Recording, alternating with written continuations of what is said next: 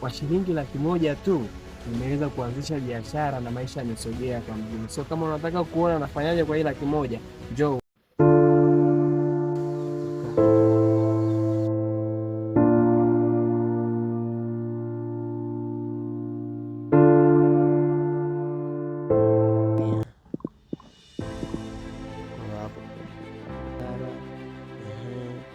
Uuzaji wa vyakula vya haraka, sambusa, mandazi, vitumbua, chipsi, uuzaji wa mitumba kupitia hiyo.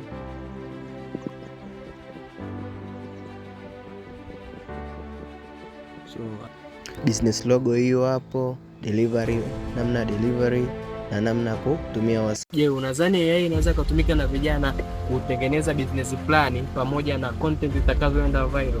Toa maoni yako kwenye comment na usisahau kushare kwa marafiki zako kuhusu namna kutengeneza biashara kwa kutumia ChatGPT.